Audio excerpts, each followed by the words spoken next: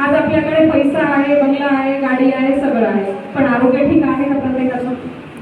कारण मला तरी असं वाटतंय का प्रत्येकाच्या घरामध्ये एक डॉक्टर होणं महत्वाचं आहे. कारण आज प्रत्येकाच्या घरामध्ये 1-2 आजार निघतात.